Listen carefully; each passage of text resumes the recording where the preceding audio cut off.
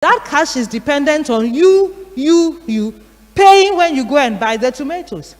What was happening was, remember that the lockdown was announced on a Sunday night. Most of the traders who produce food for sale, right, the street food sellers, they go and buy on Saturday. When they go and buy on Saturday, they buy on credit. So when I go today, I buy maybe 10 kilograms of rice, 2 bags of whatever, 10 baskets of tomatoes. But I pay for what I bought last week, not what I'm buying right now. And the idea is that next week, I'll come and pay for what I took yesterday. And then, so people had bought food, and then on Monday, they couldn't sell it. So I don't know if you watch the video closely, there was someone who talked about they ate what they could eat, what they couldn't eat got rotten, but it basically meant she had consumed something that she was planning to sell, make profit, and pay back. And now there was a problem because she hadn't sold it, so there was no money to go and pay back. In her particular case, for the woman who we used as part of the video, she used her savings and her husband topped her up and she was able to restart. If you don't have that though, it means you are in debt. And we have hundreds of stories of debt, right? Some people were making efforts, others, so I have a quote about a woman who's called Akoko. And Akoko, the trader, says when she tried to collect her money from her customer, the customer basically said, Akoko, leave me alone. Like, I don't even have the money for right now. And you are coming to harass me about the money I owe you from last year. And basically she was saying, better collect the money I have today for what I owe you now. Now come and harass me for what I owed you last year. And then you as a trader, you're in a tight corner. Do you insist that she pays you the money and then you lose that client, that customer? Or do you sort of tag along and hope that eventually one day she might bring you some of the money? And there was a range. But most of them were talking about, I mean, they could list all the different people who owe them. 7,000 here, 3,000, 4,000. Somebody owes me 80 cedis for oil. Every single person we were talking to was talking about how many people owed them and how much inability to pay what was owed them was a problem. So it wasn't the debt so much that was an issue. Debt credit was part of the system. It had increased. If you compare the literature we have on our market systems in the 1980s, 1990s to the current context, it is clear that the amount of indebtedness had increased generally. But what we know also from last year is that ability to keep the credit system going had been truncated. And so it's crucial that we find a way to address that. In the Obatampa project, it doesn't go down enough to that level, right? And some of the components of the requirements of the Obatampa Cares program makes it difficult for these traders to be able to access it. So you are supposed to have employees, for example. So if you are Adwa Mansa, who sells the tomatoes in Kaneshi Market yourself, and you don't have an employee, you are automatically disqualified. And yet many of the people who distribute our goods, our food for us, are self-employed without employees. So while there is a program, it doesn't necessarily target them. My madam is telling me to, so I will wrap up here. But when we have the discussion, we can pick up on some of the issues. Thank you very much.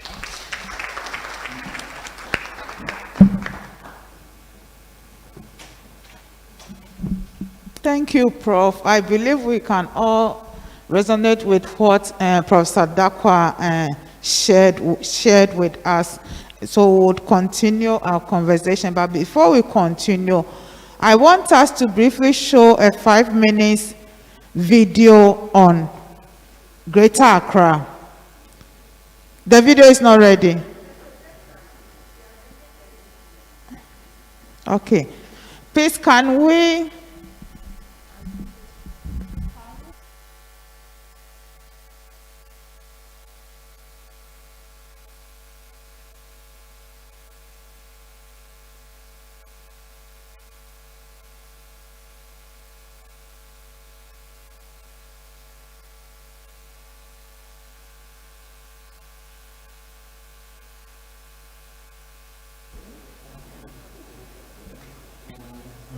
For our audience online, we are showing a 5-minute documentary on lived experiences of food actors in the Greater Accra region.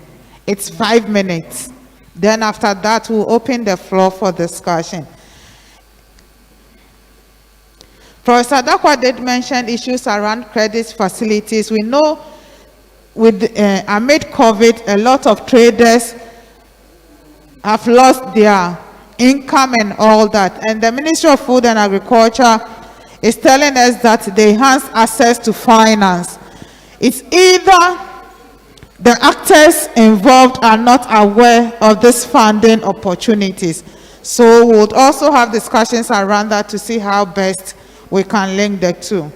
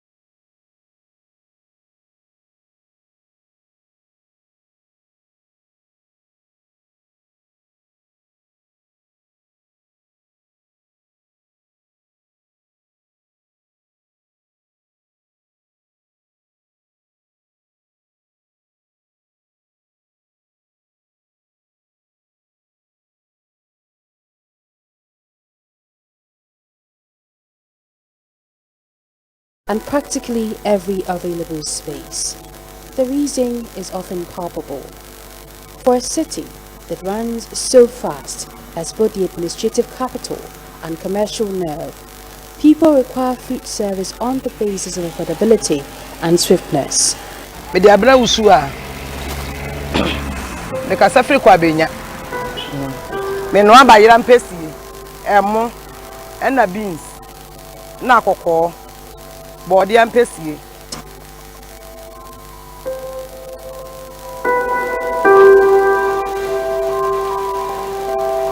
In the bustling city of Accra, food canteens and roadside vendors often dot the street and practically every available space.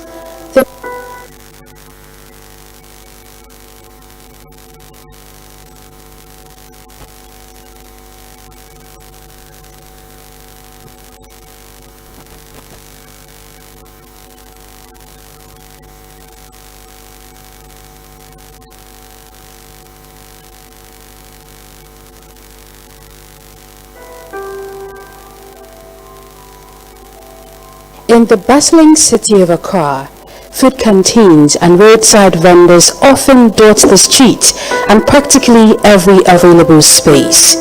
The reason is often palpable. For a city that runs so fast as both the administrative capital and commercial nerve, people require food service on the basis of affordability and swiftness. Mediabra usua. The Casafri Quabina. Menoa by Yampesi, Emo, and the beans. Nakoko. Body and Pessie. Yako Londano. A Jumana call from Kra. And so you're saying or penny beer and one penny beer and I buy him. They say no dear Jumano, a costro. Both of 4 pounds and Bahana Brava 4. Now for being so chamusua, which may be Tobin Sudi, who say, be a Menoa by Rampesia, and he was a lady. While the food industry is fledgling just fine, it recently took a tumble due to the negative effects of the COVID-19 pandemic, which equally affected almost all aspects of national life. Similarly, the increased awareness of the COVID-19 pandemic discouraged many from patronizing roadside food vendors, thereby affecting sales and further plunging businesses into distress. Oh, media nyame adawro man timi da man bob sin bia. Me da me de no anaja. Me sam de hihya asia na asa pagya ne ho kakara. E ko fom. E bae de. Say ta na omu wo fie ntina ama omu mpie. Na ma market na wo baako. Fie tana de London na bae de me wo fie ma anya dwuma kora. Etina ne me hyedam. Many of my method to them turn 1 week. Saturday be out in the market. And your man I'm telling you in the car. My other protein best of fear could be.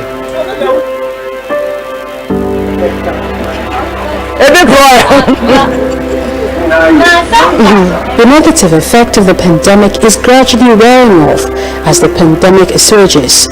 This obvious sign of hope is a big sigh of relief for businesses who've survived through sheer willpower and resilience in the face of a pandemic that scattered the dreams of even more established companies across the globe.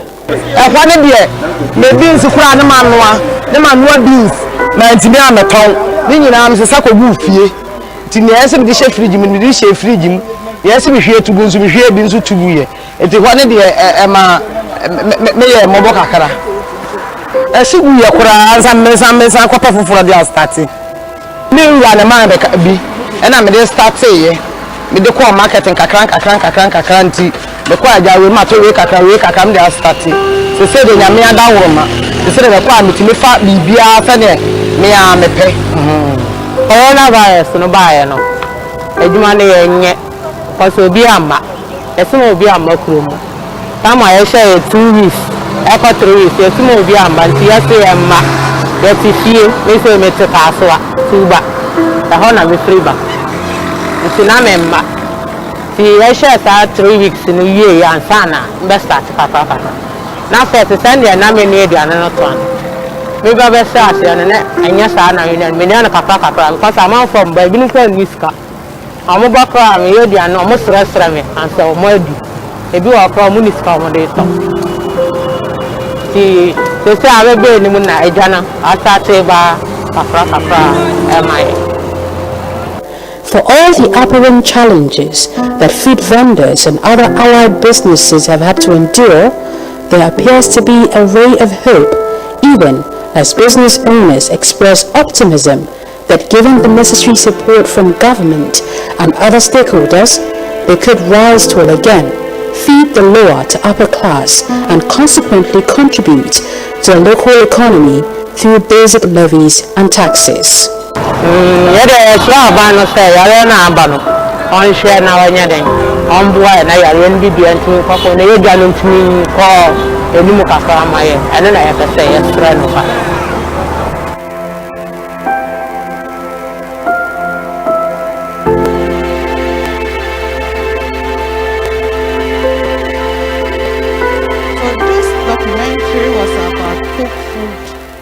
Sellers in Greater Accra sharing their experiences of COVID on the work that they do.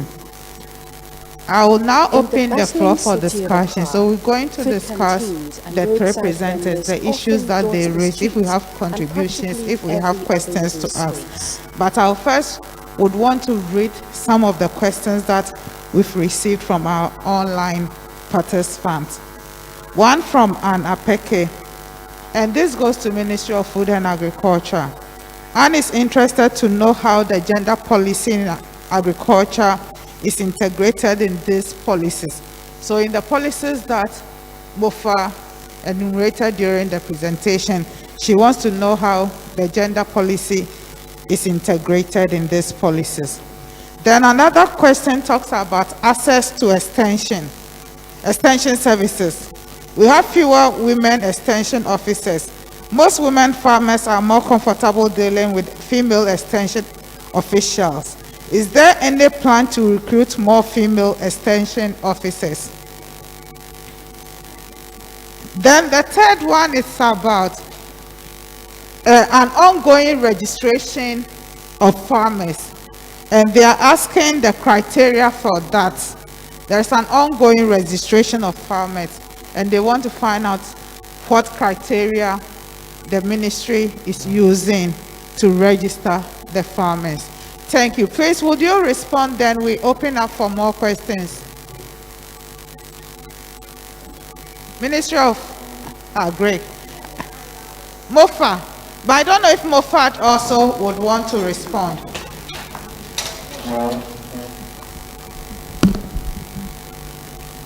Okay, thank you very much for your questions. I'll attempt to touch on the three questions asked so far. So the first one has to do with are these policies is integrated into the this? policies that you enumerated? Okay, I can say that the gender policy is very much integrated into, especially the COVID response plan of the ministry.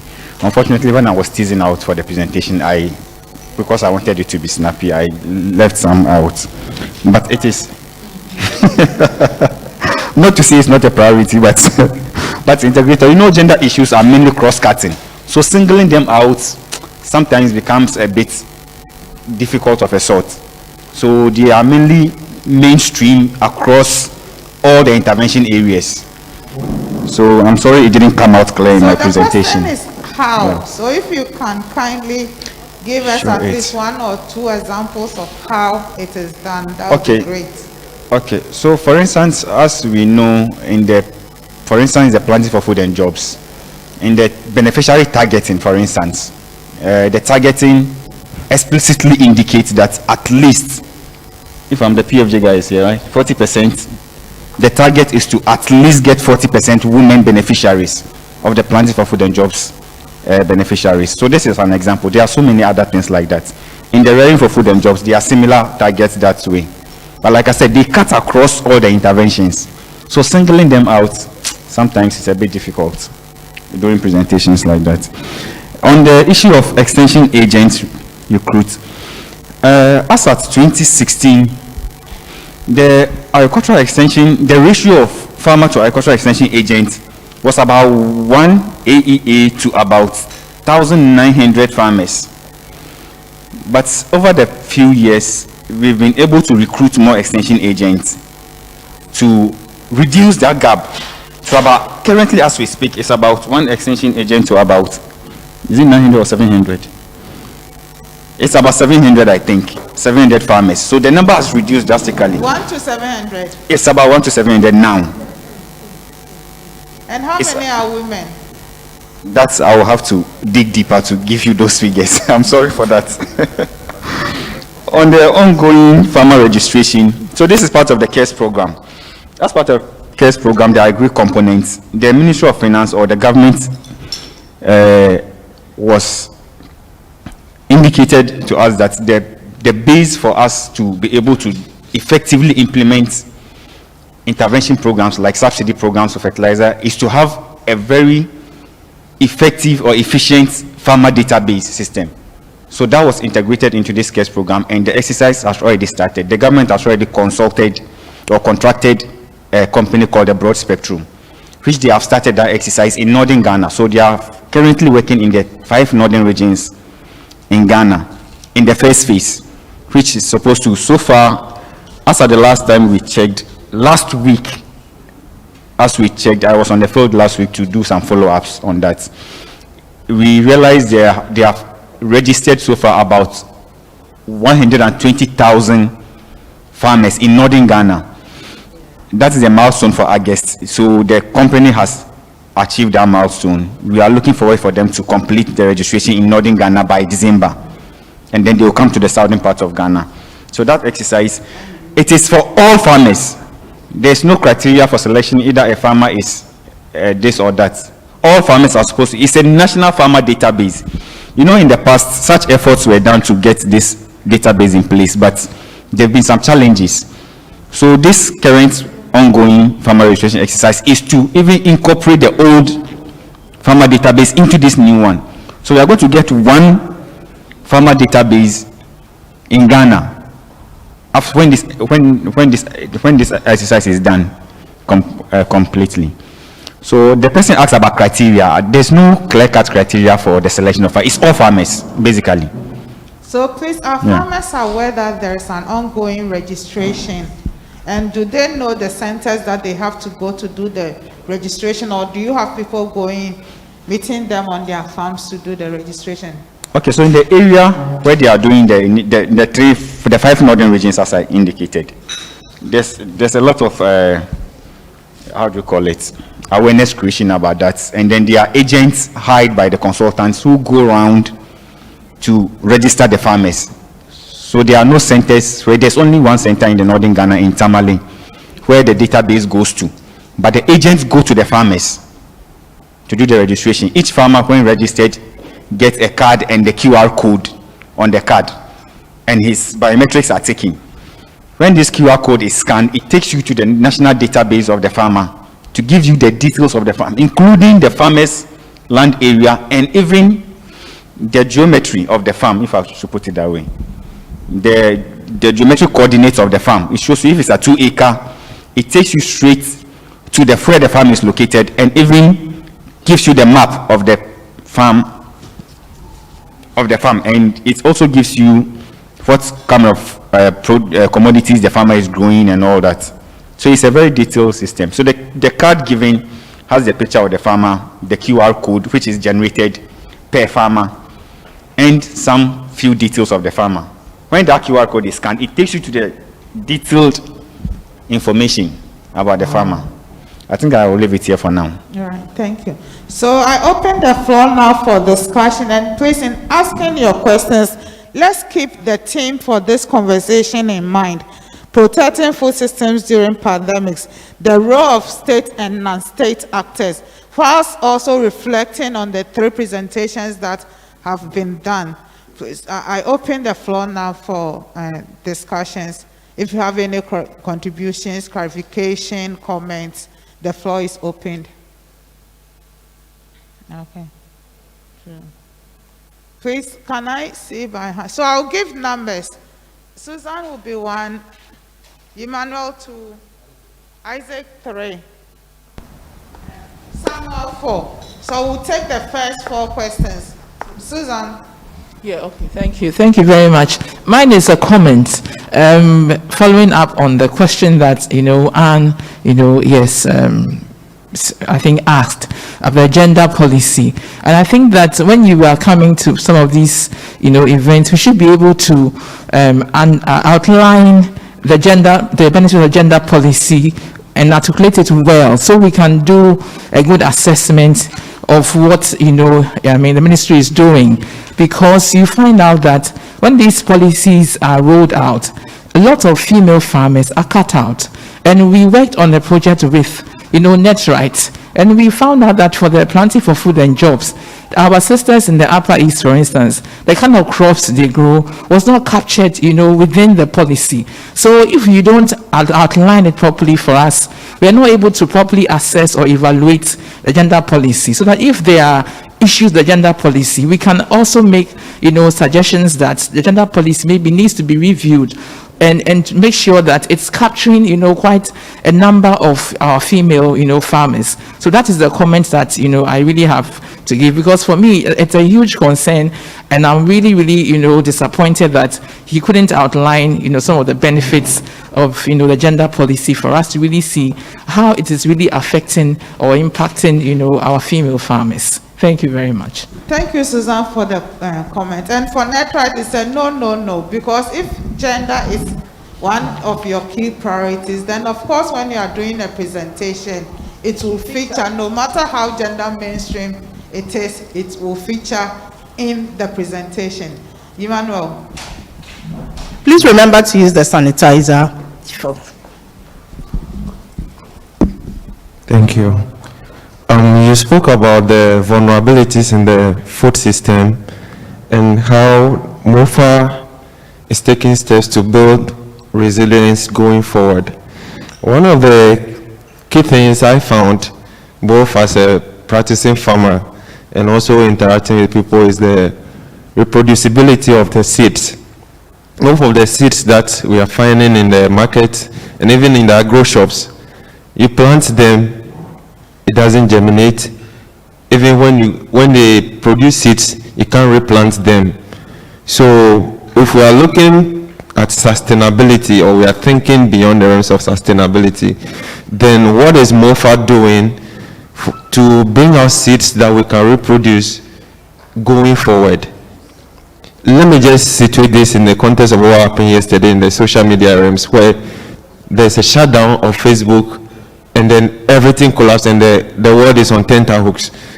If we are looking at the global south and we continue to depend on seeds that we cannot reproduce, or we are looking to foreign people to produce seeds all in the name of highly improved seeds and all that, if something like this happens and we cannot go and access these seeds, are we going to sit and then go hungry? So I would just want to know what MOFA is doing about reproducibility of seeds. Thank you.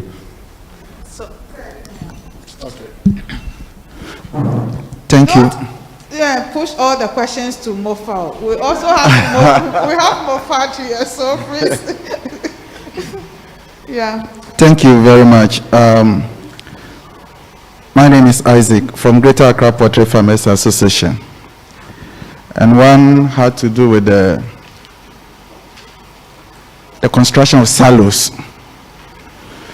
Raw materials had been an issue, especially when it comes to maize. We sometimes have to shut down production, and we are unable even to produce feed for our members. So ours is an appeal. If more silos could be built, so that during the bumper harvest, we could store.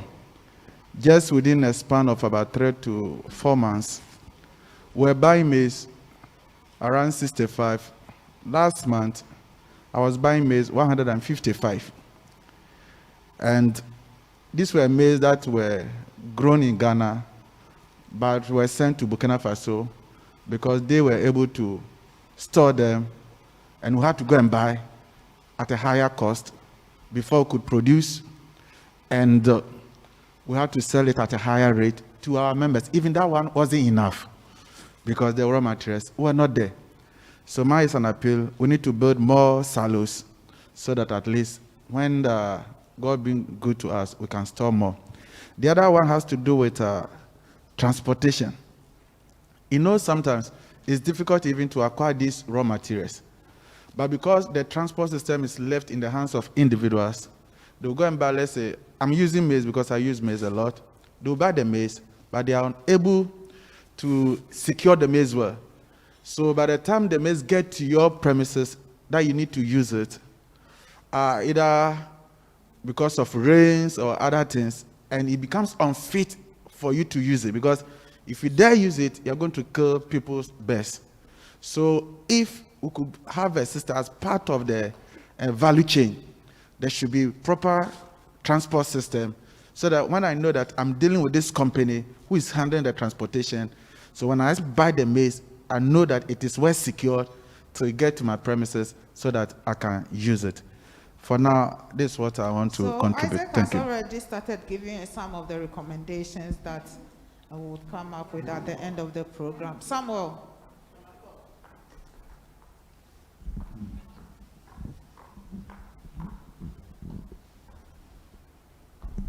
Thank you very much.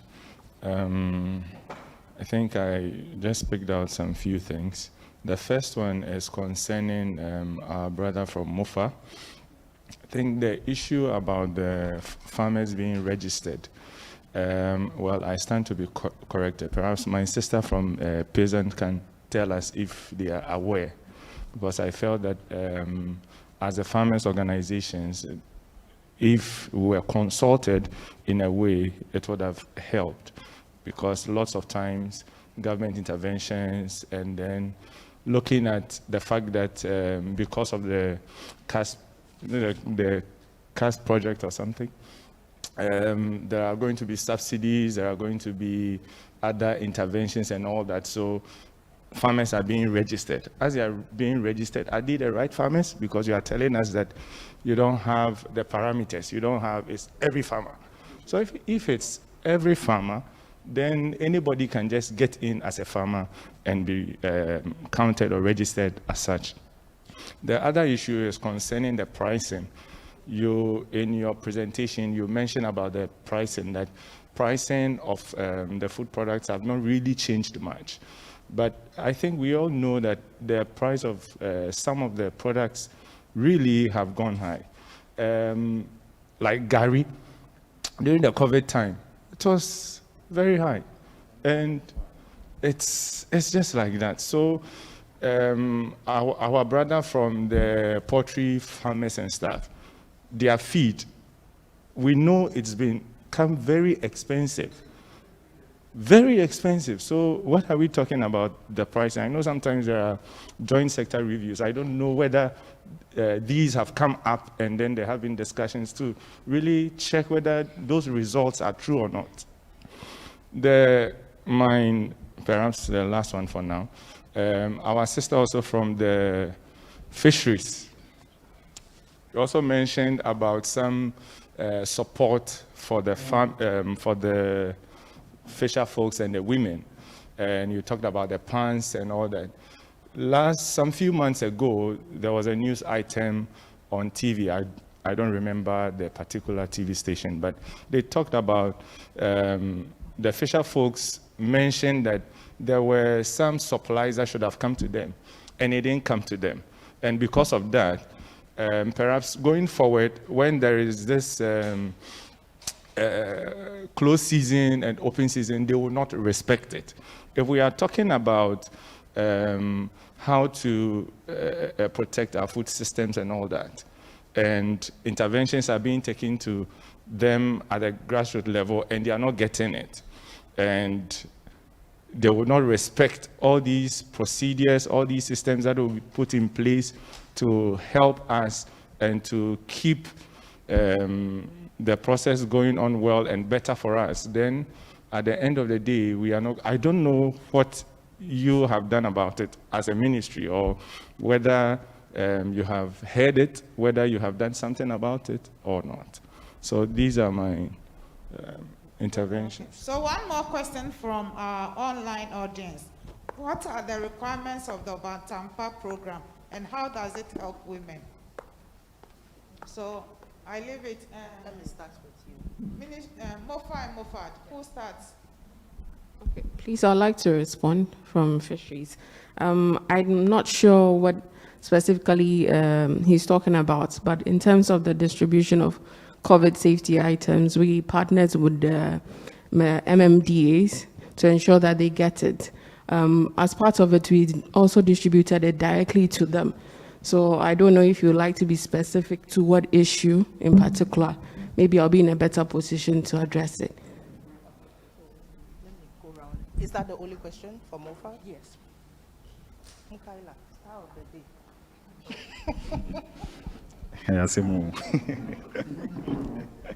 Thank you very much, Madam Bashira. So there were some, I think largely, a lot of the issues that were raised were more comments and suggestions going forward. The issue about the seed, the reproducibility of the seed. Yeah, this is a general issue the ministry have noted over the past few years during the lifetime of the Plans for Food and Jobs program. Seed, irrespective of where it came from, if you remember from the initial stages of the Plans for Food and Jobs, because we didn't have adequate seed in the country, a lot of seeds were imported into the country, especially in the first year. What we realized is that both the imported seed and even what was grown here all have the issues the gentleman has raised. The germination, across the country, people are complaining about the quality of the seeds. And it's not an issue that is a local issue. Even on the international market, the seeds we import from outside also have those issues. So it's part of the reasons why the Care Sobatampa program is now trying to build capacity locally and working with CSIR and with University of Ghana, Waki in particular, especially on tomato, to reproduce the breeder seeds of the new varieties of tomato they have developed. So, gentlemen, your issue is well noted. It is an issue that the ministry is well aware of, and I'm sure going forward things will be done to get it resolved. On the issue of the silos, yes, that is a comment. The silos, I think, is very critical. So that is why the CARES program has taken it up. So the CARES program is looking at partnering private sector to establish these silos. For 2021, for instance, I know for sure the ministry targeted to establish a 10,000 metric ton capacity silo, especially for rice, in one growing rice district in the country. Unfortunately, there have been some issues with the procurement processes, and the funds for that activity is being via to do more production. Because during the consultations, one of the things that came up is that currently we don't have enough paddy to even store for us to establish. So that has been, so the construction of the silo have been postponed to 2022 going forward. But for the maize issue that the gentleman from the Poultry Farmer Association mentioned, I think the maize one is more critical because of the increased fluctuation in prices of maize as a poultry feed input. It's a very critical one. So I'm sure going forward in 2022, maybe the maize commodity would also be considered under the CARES program, and these silos may be constructed in the maize growing hubs. Currently in 2021, maize is not part of the commodities being considered under CARES, because we are looking at commodities of import substitution commodities mainly. So we are looking at poultry, mainly broilers, rice. So the things we import a lot, tomato, poultry, those are the main things in the 2021 budget under CARES is looking at. Some of the things have delayed a bit, but I'm sure before the end of the year, you'll hear a lot more good news on some of the things. I'm hoping that going into 2022, a lot more commodities will be considered. Okay, I think for the rest, like I said, there are commentary on the farmer registration, on the stakeholder consultations. I wouldn't be able to speak on this because I don't really know on authority how the consultations went about for the farmer registration, and also for the prices of commodities like Gary and other things. Okay, this thing, I think this has come up over and over, that during the COVID, prices really went up. Yes, it is true. Prices of some commodities went really up, like Gary you mentioned. The prices increased from about 7 Ghana cedi per Olonka to about 20 cedi and even beyond at some point. But what was realized is that it is actually the panic buying that caused these price increases, mainly. Because the fluctuation happened just within a span of 3 months, and after everything stabilized. Okay. Okay, so like I said, that was what we realized. I'm not sure that the price of Gary today is as we bought it during the COVID period. It has come down. That is a fact. Nobody can dispute that. Gary today is not selling at 30 cedi as we bought it during the pandemic. No. It was a panic buying that, okay, it's part of the findings of the ministry. Maybe the ministry is wrong. But part of our findings indicated that it was the panic buying that caused the price hikes during that period. And also, for some of the commodities being out of season.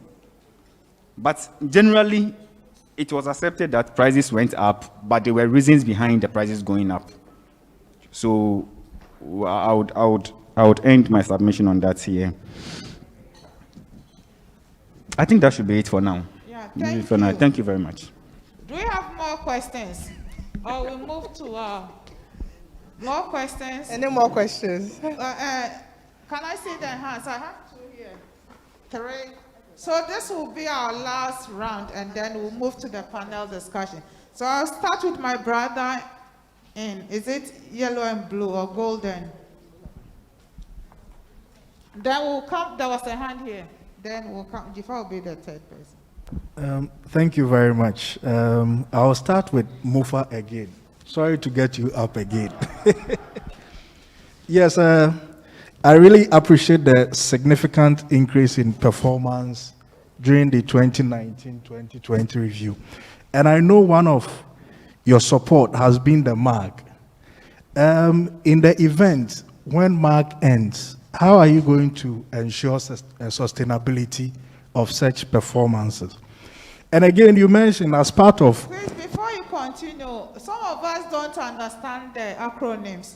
So if you would say it in full for us, what is MAG? Modernization of agriculture in Ghana. Yes.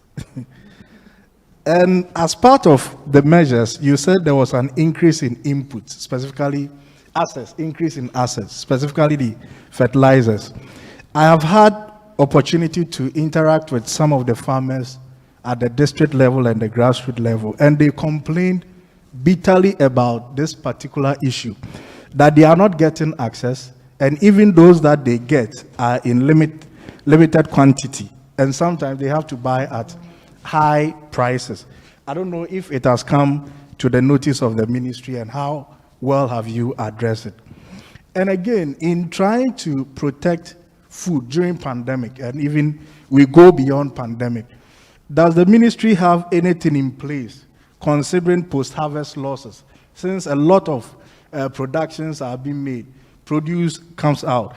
Do the ministry have anything in place to ensure that we don't lose much, that even the little that we produce, we can store them till a certain time period?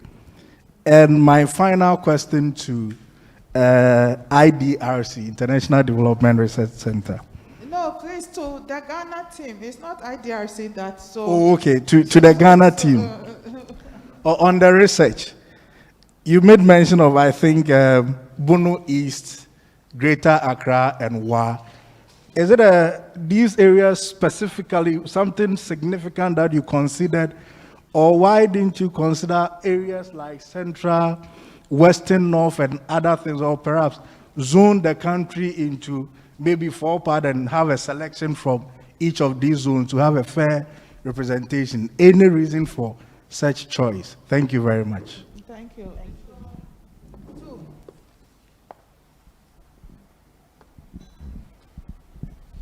Okay, my name is Louis from the University of Ghana. Since the COVID pandemic started and we started the IDRC project, what we did is to track prices. We're tracking news items, and it came out clear that there are issues with inputs, seeds, fertilizer. There were issues. And tracking this, we wanted to find out exactly what is the status of fertilizer production in Ghana. What's the position of MOFA? Because we keep getting conflicted news items. We see news items that Ghana was supposed to start producing fertilizer 2 years ago, and there are current news items that Ghana is now about starting fertilizer production. We know global value chains of fertilizer have been affected by COVID-19. So if we are to rely on international supply, there will be disaster. And it's looking that Ghana may be experiencing some food crisis if this minor season or this season's harvest is also affected by the shortage in input supply. So we want to know what MOFA is doing, especially on the side of seed as well. What has been your collaboration with the Seed Growers Association of Ghana, for instance? Given that some of these seeds imported were not viable, have you changed direction? Are you now looking a bit inward? We want to understand that. And also a quick comment on the price hikes. We want to say that it's not, the price hikes is partly attributed to panic buying. That was the initial stage, but this has been sustained. And data from the Ghana Statistical Service, ESOCO, and other price tracking channels have clearly indicated that food prices have considerably increased over the period. Yes, and it keeps increasing. We are not at the wheat end yet. Finally, on the fisheries sector, I wanted to ask, there was this suggestion that there is a possible livelihood program to be implemented. We want to know what this program is supposed to be and how it's supposed to be implemented to help those in the fisheries sector. Thank you. Side question? Yeah. Who? Edward? No. Jifa. Was Edward's hand up? Yes. Do Edward and Okay.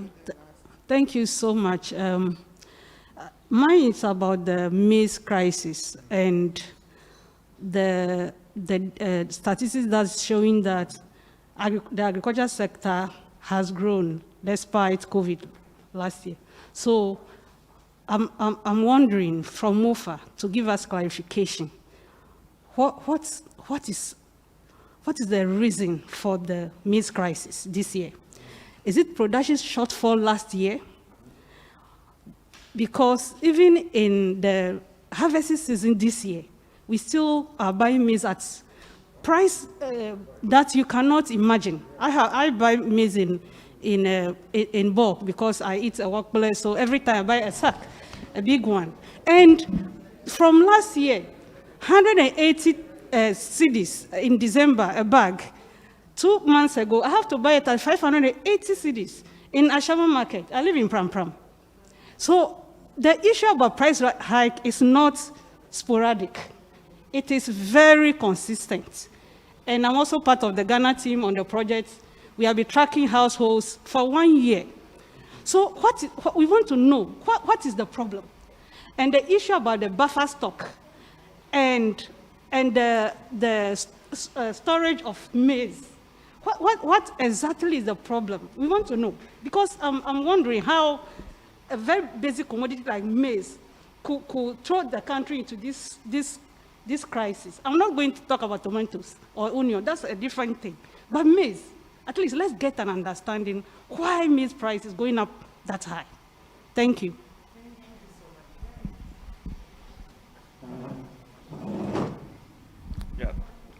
Thanks very much. I'm so much excited to be part of this meeting for very good reasons. And I'm more excited about the work that has been done by Professor Dankwa and then her team. You know, it's so practical, it's so, real, that if we use such information and data to work, it will be better.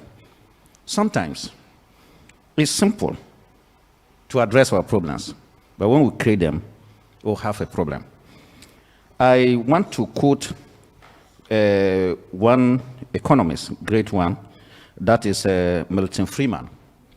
And Milton Friedman, as we know, he was a Nobel Prize winner, and then he's a neoliberal economist. He says, one of the great mistakes is to judge policies and programs by their intentions rather than their results. As a trade unionist, and not being an academic, I look for the practicals. The figures that have been presented by the ministry, I just sometimes wonder whether you think that the figures will take us to our dining tables. No, when you go there, those figures matter not. I just cannot understand that in one vein, during the pandemic, when we were seeing that COVID was affecting the agricultural production, the ministry came out and said, no, prices were stable. And excuse me to say, I am quoting him not because, but he's the head of the ministry. The ministers came and said that you can have a bunch of plantain, 2 cedis, 3 cedis, 4 cedis. We went to the market, prices were going up. Now today, you are telling us that, yes, prices actually went up, but that it was panic buying. So the fact on the ground at that time was that prices were high. So why do you come out and challenge this? That's one. Now, when you come to 2020, the Ministry of Agriculture came out to tell us that maize production for 2020 had gone up by 110% over 2019 production. That is more than 100% increase. That was in January. Come down 2 months, 3 months, there was no maize in the system. You know, there's so much contradiction. Now, to explain that out, the minister is telling us that we have over-exported. Meanwhile, when you go to Statistical Service to look at the data for exports, since 2018, exports of maize, soya, rice, and the rest has been declining. So how do you reconcile this? Now, let me see. Sometimes they say that we just do not seem to support government policy. It's not that. This is a paper, Daily Graphic, authoritative. All of us know. On the 15th of July, 2021, this is what is in the front page. Agri Ministry alert, prolonged drought, worrying, low food production in 4 regions. The following day, the Minister for Agriculture came out, that is 16th. He said, planting for food, struggles for survival, flagship program, partners owed huge debts. It is also on record, and everybody has seen, that the ministry is saying that there has been huge fertilizer smuggling, and that the fertilizer smuggling is to the extent that even donkeys, unaided by human beings, now smuggle the fertilizer. We are not saying it. We are picking from you. Now, it tells us that, meanwhile, you will come back and tell us that the care program is going to register farmers to make sure that it can stop the smuggling. I want to ask, I'm a Ghanaian, I'm a farmer, I am a consumer.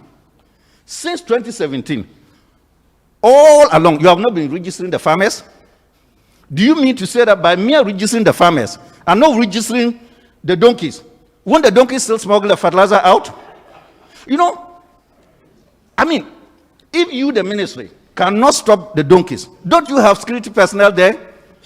Don't they see that? So there's so much contradiction. When you say the planting for food and jobs is making progress, we all hope for that. But you see, we are constrained to agree with the ministry because the realities on the ground are there. Maize is not available, rice is not available, soya is not available. Above all, in the face of all these challenges, the ministry is just telling us that we should expect a bumper harvest. Serious contradiction. Serious contradiction. How do you sit in Ghana and allow Burkina Faso? And I'm telling you, tomorrow I'm going back to the Upper East and Navrongo. Look, how can Burkina Faso, because I travel to Burkina Faso all the time, how can Burkina Faso with bad weather conditions, climatic conditions, poor soil facilities, low water availability, yet can produce tomatoes to feed us? Look, why do you sit here and say that you are now researching into what? The appropriate seed for tomatoes. Can't you go to Burkina Faso? I mean, it's simple. Go there, and scientists have been collaborating at national level. Why do you have an embassy there? Why can't we link up? Then they just go and bring the seed and do this. And let me tell you, as a farmer on the ground, the seed that the ministry sometimes import, they don't import seed. Look, there's a difference between a seed and grain. The seed has a high germination rate than the what? The grain. They import grain because it's cheap and distribute to the farmers. When they put it in the soil, it does not germinate well. You don't want to accept all these things. And then you are spending money and saying that the program is going on. Please, we are sorry, but you need to work. I thought academia would have rather been telling us figures, and then we'll tell them that, look, you people, you are thinking abstractly, but not the ministry. Not the ministry. Academia is rather on the ground. Ministry is up there, and the people are nowhere. Thank you. Thank you. So I will start with Ministry of Fisheries to respond. Then we'll come to Professor Dakwa. So I should go to Fisheries. Then go to Fisheries. Mukaila, you can be resting for now. Eh? You are the last. Thank you. So to answering the question, MOFAD is still engaging stakeholders on some of these alternative livelihoods that are supposed to come into play. And specifically, these alternative livelihoods are supposed to help the fishers absorb some of these shocks that come up, especially so with the close season. So some of the livelihood options that came up were mushroom production as well as beekeeping. That's what we are looking, though others will be considered also, but with the engagement, these are what we are considering. And who is to benefit, I believe, all the fishers as well as the fish processors, because if the fishers can't go go to the sea and bring fish for processors to also use, then it means processors have to also be involved. So I would say all the fishers are to be involved. And one key aspect that we are also looking at as a ministry is the financing aspect. So how to get the right resources for these fishers when it comes to, when they have to set up some of these alternative livelihoods. Thank you.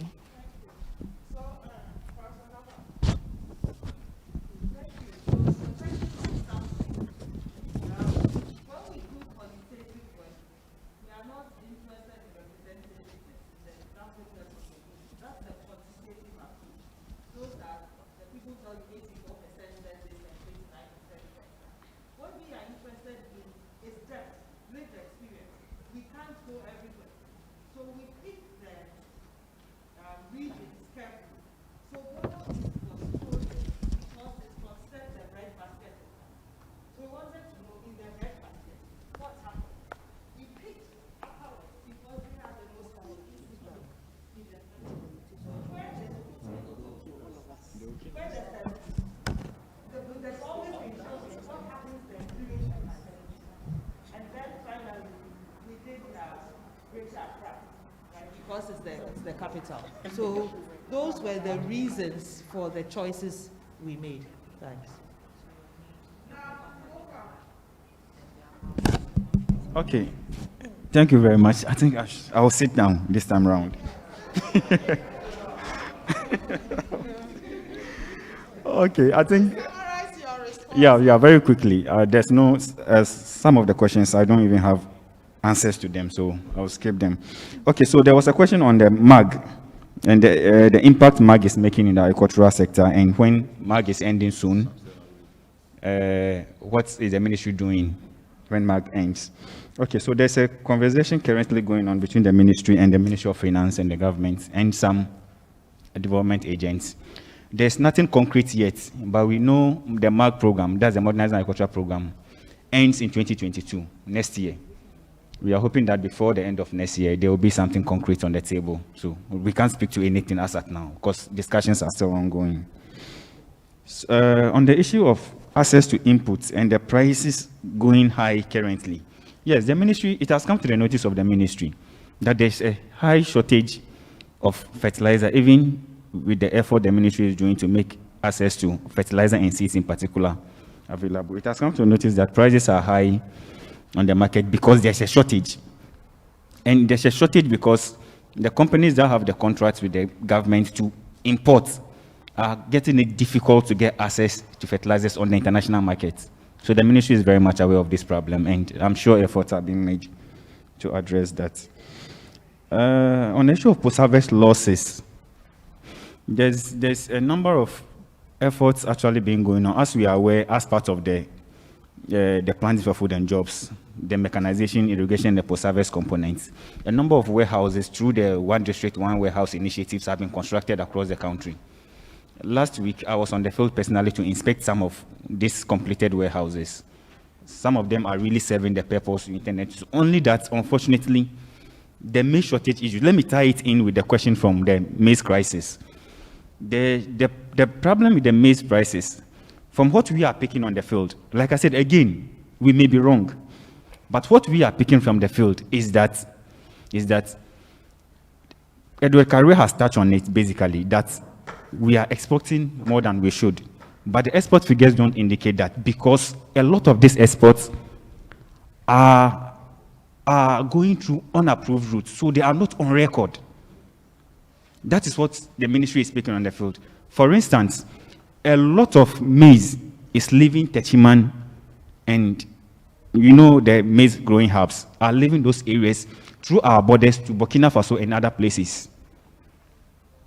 And they are not going through the route. So it's export, all right, that is causing the shortage, and therefore the price is going up. But unfortunately, they are not on our records because they are not official routes. I mean, the commodities are not going through official routes for trade. So there are no records on them. That is what we are picking up. So we are producing enough, or let me say adequate enough, to sustain our market. Unfortunately, a lot are going out. And we are not able to control it as at now. I hear there is something going on, but I can't put my finger on it as I sit here right now to control the exports of maize. So something is also being done about that. As for the issues my boss, Mr. Carrier, has raised, I'll leave them for now. We will talk between ourselves.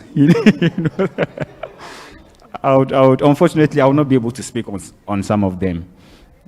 Forgive me for that, but there are very serious concerns he has raised. A lot of them the ministry are aware of.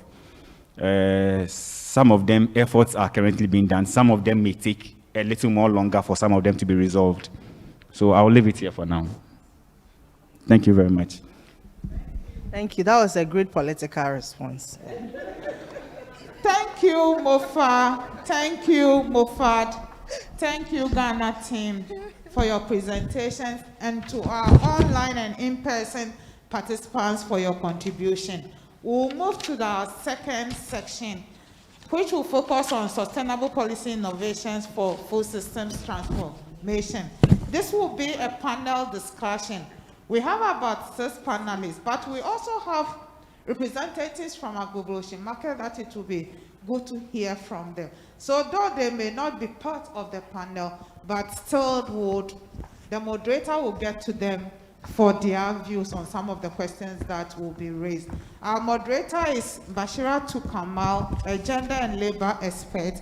But initially, we were planning to have this discussion and then contributions from participants between for a 1 hour, 15 minutes duration. But I'm hoping we can do this in 1 hour. Okay. Thank you, Bash.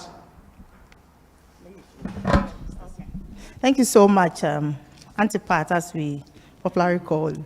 So the good thing is that we've heard the perspectives from the ministry and then the research that has been conducted. Now we are going to listen to the players on the ground and link them to some of the comments and the questions that we've been asking, and see whether what the ministry told us is actually very reflective on the ground. And to do this, we have Mr. Isaac Esau. Mr. Isaac Esau works with the Ghana Private Road Transport Union of the Trades Union Congress Ghana. He's a Deputy General Secretary, Administrative, and then has been the Western Regional Chair for GPRTU for over 20 years. Mr. Esau, if you can please join us here. Thank you. She is here representing the National Inland Canoe Fishermen Council, and she also doubles as the National Treasurer and the Secretary for the Fishmongers Association of Ghana.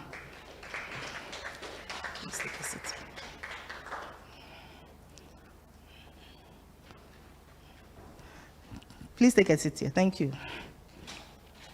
Next to Madame Delight is Miss Adedolapo Alabi. She is from the Peasant Farmers Association of Ghana, and she works as the Youth and Gender Desk Officer. She's also a rice farmer in Bulsa North.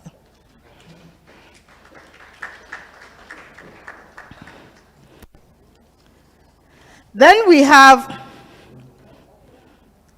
Mr. Isaac Awuza. Mr. Isaac Awuza is from the Greater Accra Poultry Farmers Association that we also call GAFA. He is the Executive Secretary for GAFA. he has several years of experience working in the banking sector, from being an operations manager to an HR person. He has also worked in the media before, and currently he is doing some fantastic work with GAFA. Then we have Mr. Edward Tandaga Kariwe.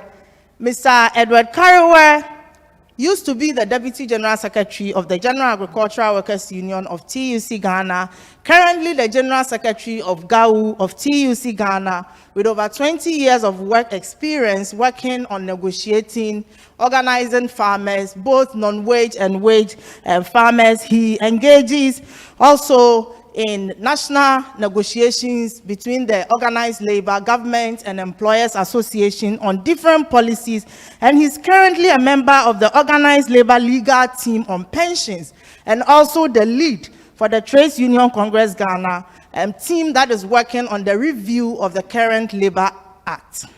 And he's also, in fact, Mr. Kariwe is actually my boss in the office. And finally, we have Miss Vivian Smith. Miss Vivian Smith is from the Ghana National Tomato Traders and Transporters Association, where she is an executive member of the association. Thank you.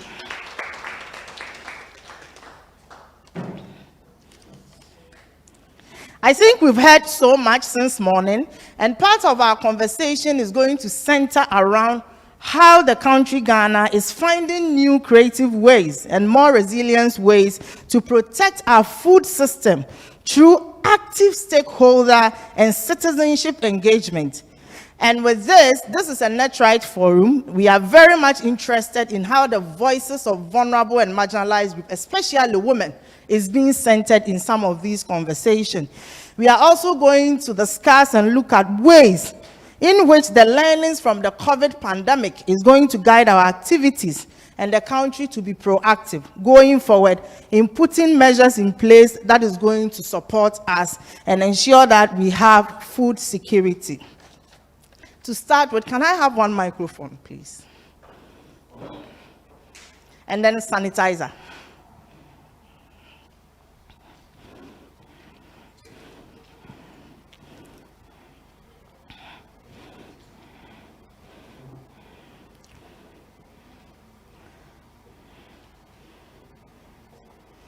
So some of my questions is going to be a little biased, more towards women, because we are interested in knowing how the different policies and the impact affected more of women, so that Netright can be better positioned to respond to some of the issues. I'll start with Mr. Kariwe.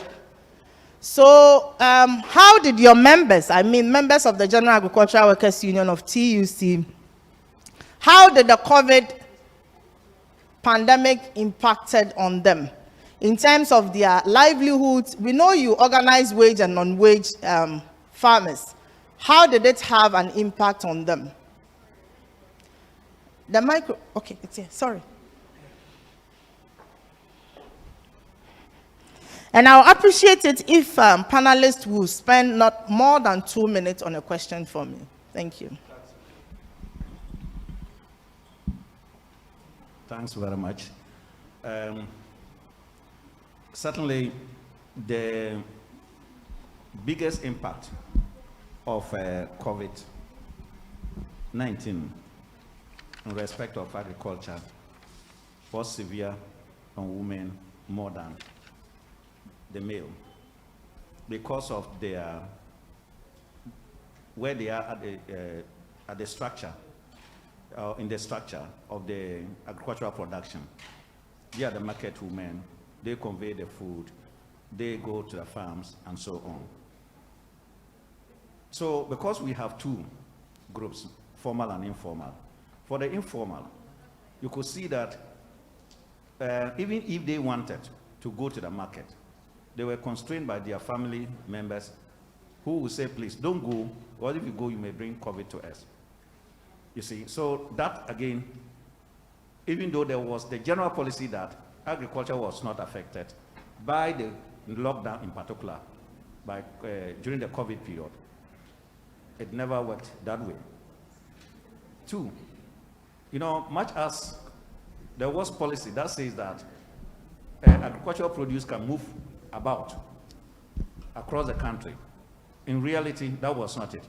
Because the people on the ground, the security men and so on, some of them were not properly, you know, sensitized to know that they have to allow them, so they blocked them. So overall, the greater impact was on our women. And then, you know, you can see that there are those generally who prepare food to sell, and because of the lockdown, again, fishes were not coming, all bars were closed, and so on. So generally, for Gao, it was a huge, you know, impact on the women on the ground. Thank you. Thank you. Please hand over the microphone to Madam Vivian. Please, to all the panelists, you can be very comfortable to use a local language. It is our responsibility to get somebody to translate for everyone in the room. Thank you. Okay. Any American tree na ma chere mu yie pa. Me pamucho coverage or how the bread yen send toast for ni say time our coverage no buy no. So time ni I started ko Burkina Faso. Enti ye crop for no bebre ekoe. Okay. Omo bebre ebedu market no. Na che say aban say mama yempi. E ma ko fo bebre ma krum. Enti ye niama na ye de buy no. Enti mi anton because ni pe ni krum a omo beto niama na maye. Enti enti mi anton into sunsu nie. Sesi agana ha ye ni tomato factory. Ye ni baby a Sentos no bebusu ojomo a yetimi store nti na ba ne sa e ba ne se be pro e pro kra na udi be ko bola no kra no bola ra kra o sa otua ne ka ansa na odi akobola yes udi ade na ba wa be ton na aya uka no bola round because ntimi nja nsi baby a wo ton ade no e wo sa odi ma bola ra bola na e ba be fa no kra ji sa otua ne ka nti e di o how bebre na abre yen e di ka eni ohia ena abre ye dodo na nti kakra me wakani ena afa nso no yesre aban no se obetimi aye bibi wo ho ama ye because ye ya de na ye ton no intos no ye ya de a epro nanka aban benya tomato factory bi ama ye a enka ye de ba na ba ne se yentimi nto a ne aka na yebetimi de akọ factory no na nse ya ampro keke ye de koho a yebetimi adane no e de ayetin tomatoes na eso abanfaso ama ya nkasa because ye bre fiti akọ Burkina anya kwankitwa even ye kwa anya Burkina pewo ye ko Niger enye Burkina Faso ye ko Burkina Faso no bia nim ye ko Niger enye se by plane by transport util naso ubetina osisi susa enye small journey me papa de obetimi de me adanse enye small journey nti ye sra aban no adekuti a mekere mu kakra mpam adekuti a ya eba ne sa no from January ko so penny bapa issue ni ha because farmers no omu di issue na edo na from January go yenya be di one dance na ope na ba ope ba omu ni dams omu ni issue obabia farmers no omu dependi ewo issue na beto so nti from January no ntosi ni so Ghana obi catch us ntosi wo Ghana ha January oboa ntosi ni Ghana at times the navrongo first part na navrongo na bi wo but isi navrongo omodo akakre bi pe enti supply even bedu temalempo ni omodo sisi ano se me papa bedi mi no kware a enti supply bedu temalempo ansa na the whole Ghana onu nti na ba ne se ba ne sa e wo se ye ko Burkina Faso enti sa ban betimi aye bibia fa ho a nke be boa ye pa misu kakra me wakani. Thank you so much, Yadasipa. Mpacho Farmer, Mr. Isaac. Before Mr. Isaac takes over, I would like to just, in 1 minute, summarize what she just mentioned. And she highlighted issues to do with the tomatoes and during the lockdown, the partial lockdown, how it affected their trade and plunged some of the women and the traders into, quote and unquote, for lack of a better word, poverty. And also issues to do with even disposing them off if they go bad, because you still have to pay for somebody to come and help you with the disposal. Then also giving us information that we only know about the tomato traders traveling to Burkina Faso, but they actually also go to Niger to buy tomatoes to bring to the country to feed all of us. So this is an issue that is an issue of concern to all of us, because all of us consume tomatoes, and I'm sure the lunch we will be eating, there's going to be tomatoes in them. Then also very important is the issue of processing that she brought up. How, in what other ways can we ensure that even when there is no market for the tomatoes, when they do bring them, they can process them and also ensure that they are able to sell what they process as well. And that is the responsibility of government also, to put measures in place by way of establishing factories to support the women who are willing to do such. Mr. Isaac from GAFA, please.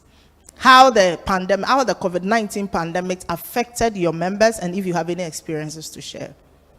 Thank you very much, Madam Moderator. It did affect us so much. In the first place, like my senior man said, a lot of the security men were not well oriented. So suppliers who were supposed to give us different forms of, input, either they'll delay them when bringing those things to us. And in the formulation of our feed, even if we miss one particular component, it affects production. So sometimes you arrange that, oh, this person should bring you maize.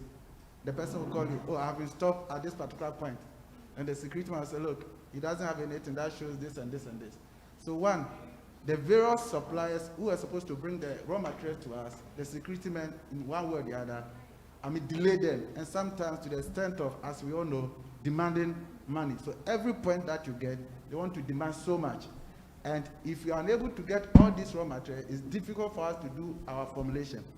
Aside that, our members, most of their buyers are these restaurants, schools, and what have you, and our women. So when these things happen, a lot of them harvested eggs that they could not sell. Some of them, they had to either reduce them and sell them. Some of them even were not willing to buy. And unfortunately, Ghanaians too, some of us eat eggs once a year, which is wrong. We should eat egg every day. And for our information, coming Friday is World International Eggs Day. Let's eat egg every day. It helps. There are nutritional values. So when the schools and the restaurants closed, they were our major buyers. They were not buying. Our mummies who used to go to the Agbogboloshi, Makola and whatever were not going. So our eggs were not going. And again, members too, because of the eggs and what have you were not going, some of them they were forced to close, their farm. And they have to sell those farms to people at a cheaper rate. Some people went on pension, their investment, they put it into this farming, and this COVID came. And because of that, they have to. And again, because the raw materials were not forthcoming, a member will come, I need 10 bags of maybe layer mash. We'll look at the demand of the day, we're unable to meet them. So we'll tell you, we can give you 2. And if you are sending it to the same place, the transport is the same. So the driver, if he's going 3 tons and he's charging 200, he will charge 200 per trip.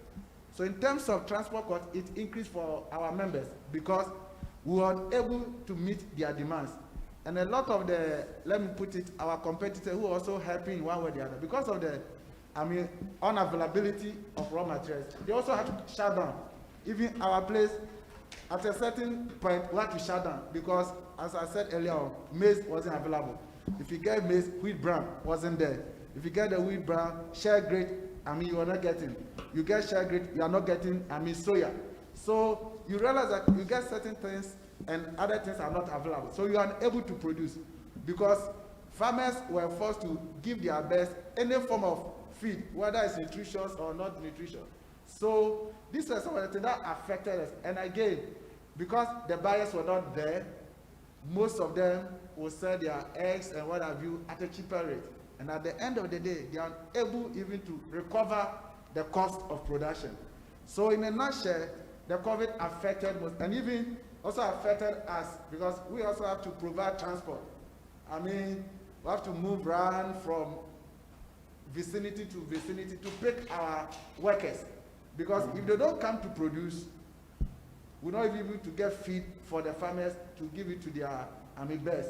So we also have to rent a bus every day, move around from within the vicinity of Accra, and when they close to, we have to send them back. So in a nutshell, the COVID did a lot of injustice to our sector.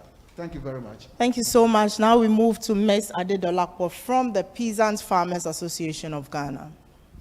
Okay, so thank you, Madam Moderator. In terms of infections, actual infections from COVID-19, we did not record so many for our members because many of them were in the rural areas, and as we know, the epicenter of the infection was in urban centers. So thankfully, the rate of infection was quite low amongst our members. Now, the effect or the problems that we got as a result of COVID-19 resulted from fear and anxiety that came at the very onset of the pandemic, and then government restrictions. I think, of course, as a country, since independence, we've never had to deal with a pandemic, so I'm sure everybody was in panic mode.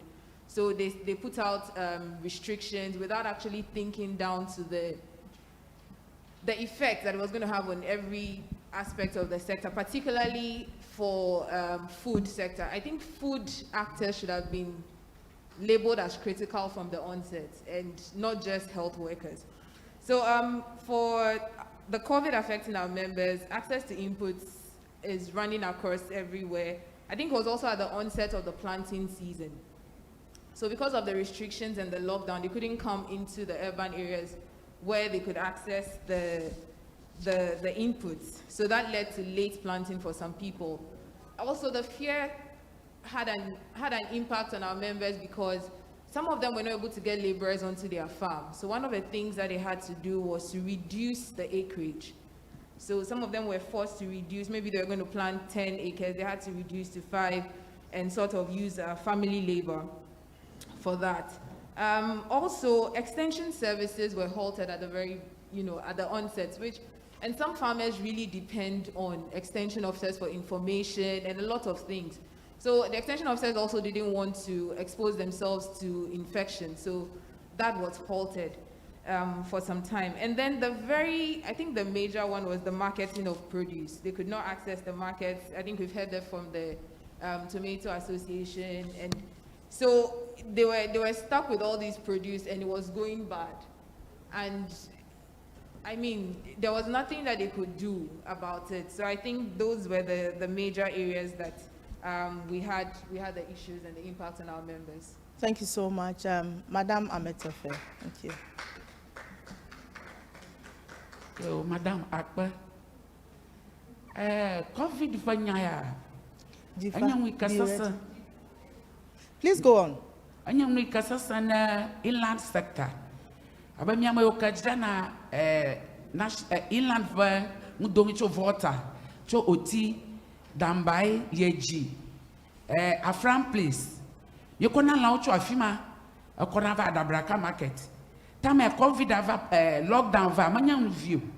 Ako ehia afuomi afudana ma ye COVID cover na nyonu alaba tame lockdown ava nye kombia fa do mi okocho tafamo COVID yo ba lockdown va fi mi afa shia ma adabra kama lolo ye fa sugbo wa shia wo fa na mi time ke mi akodre mu assembly wa na mi time amaro to 3 days amaro to 1 week tana va shi Monday kami weeka ava Tuesday you can meet na dry fish plus smoked fish akove o to na po be fish e okove wa no 1 week afi ojira awu and na me afa na okata agblan aje na ajre credit basis credit amare to takradi to Cape Coast you have plan credit up to now me ko me afa ga me akọ ta anaba me fa do agba nya so ha mo ho shi me fe plan la na makpo ga ho ofoga ta covid banya ha manya nya bi otu border so amotu na Togo Burkina Faso pletafo Ivory Coast ava planana ni mo vava mo yamavu ha mo vava mo mi kwa mi apa na ko na export ko mato mon kokwa ya ji ada ku na government abadi na jagbagba nyama wala dabraka ife mi sugbo wu ahia ta no to tafara na mi de onyaba inland market ta mi kukudam now valia packaging wakpara nyawo packaging abafifia covid ava amu fa ndom yo koma yimre netiji mi abanyonu na mienya. Thank you. The pandemic, the Adabaka market, they were made to do rotational and then add their goods. Due to the cost of that, they are against them, women, especially the cost of the COVID factors in the export dry fish to our about technology or do not have knowledge to also market inland fish market so that when you fish in an environment that is very safe. I hope I'm not adding my own. Thank you. I do know that you are also a researcher in that field. Definitely what you add. Deputy General Secretary of GPRT, and we've heard it also from some of our panelists. That is why we have a representative of GPRTU with us to also face. Deputy, thank you. Thank you, Madam Moderator. I think when it comes to movement of people and services, especially during the partial maintenance, how to leave the work, all these things became very, and for that matter, the National Secretariat depends who are manning those positions. Some of the passengers that the vehicles have to take national. So it became a very hectic distance. Meanwhile, there was a stimulus package, but it was not extended to the GPRTU. So we think it would be appropriate for the government or the powers that be to reconsider that decision on high purchase. And at that time, it will impact very negatively to a large extent, mostly the vulnerable driver. Some of them were not even paid their salaries because their vehicle is not working. And when it works at half capacity. So at a large extent, the pandemic affected the GPRTU like all other organizations. Thank you. Please keep the microphone for me. I just want to dig deeper because you've jumped the gun a little bit by talking about the stimulus package. But government had other mitigation measures, and you've touched on some of them, including the movement restriction on the movement of people, closure of schools, and others. In what ways were your organization consulted prior to the announcement of some of these measures that government undertook? Yes, I think the Minister of Transport, which have the oversight responsibility on transportation in the country, had some meetings with the hierarchy of the GPRTU to discuss how the protocols have to be observed at the Rory parks, how they were going to distribute some of these sanitizers and those things that travelers have to use at the various stations.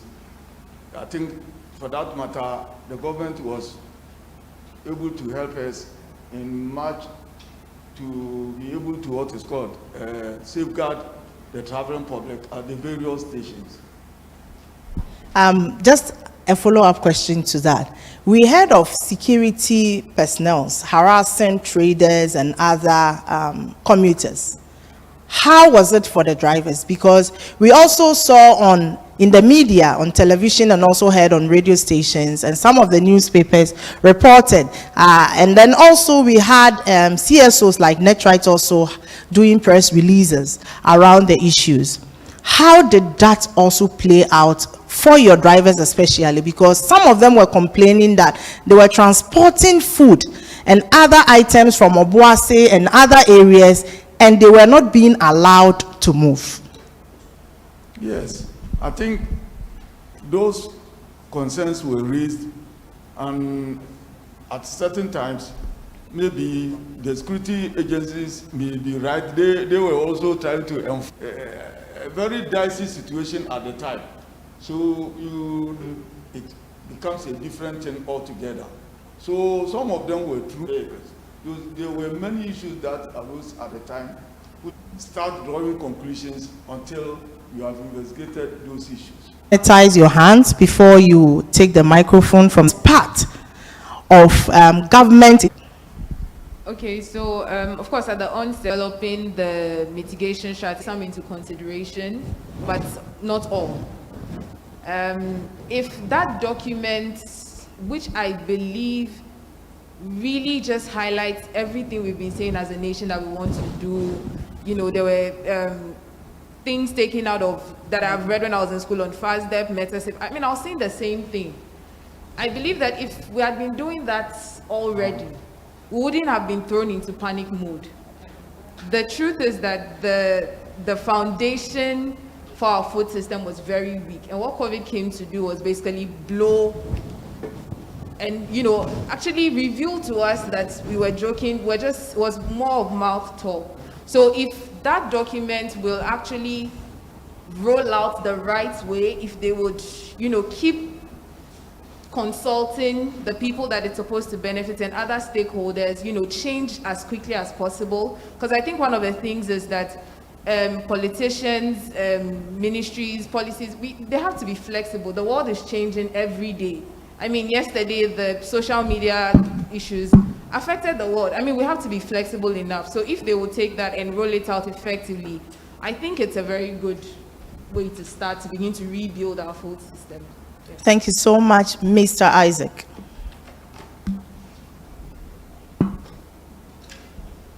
Thank you very much. A consultation in the initial stages because of what actually happened. Association, where we are able to meet and table down our challenges for our submission to the Ministry of Agric for proper redress. But in all this, all that I want to put across is that I think we'll do a lot of talk, but less action. Even the few issues that we've enumerated, if we could even put them into action, it will help us. Because these issues have been there. And like my colleague said, the COVID exposed it the more. Within this period, there's always maybe shortage of this. Have been there. The arable land we have, they don't even have 1/10.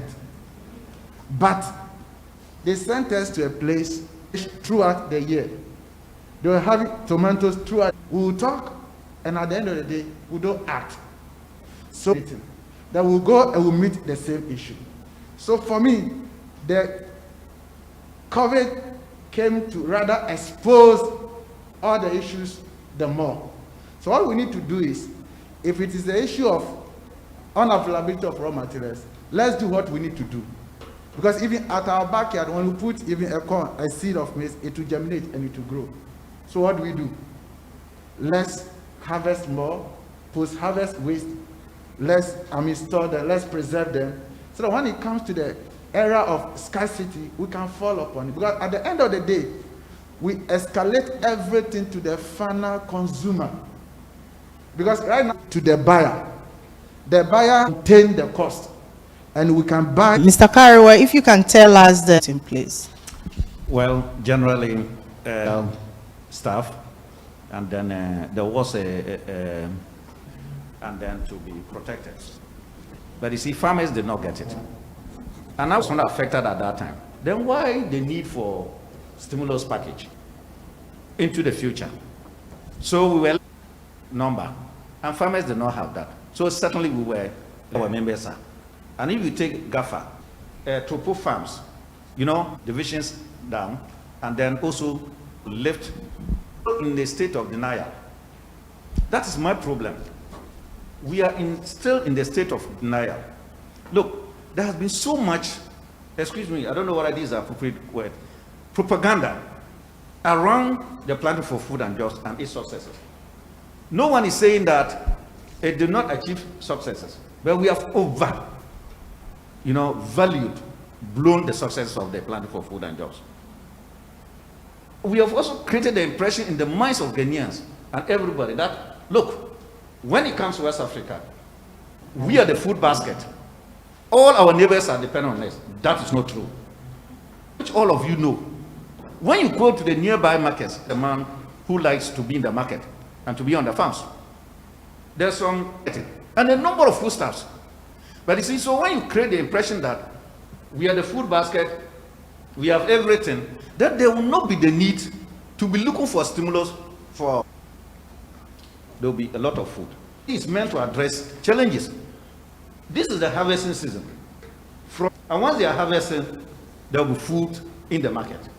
But with Ghana's difficulty of getting finances, tell the finance minister or whoever into the future because things are not going to be good. So it means from now until next use of policy. So all these things indeed affect us. And is the state of denial which sometimes creates the problem. But all of us here, no single person. Impact on our food system. I'd like you to quickly respond. Cam is still with us, but we don't know what will happen again in future. Pandemics. What should government do? There's a saying that you need to prepare for an opportunity before it comes.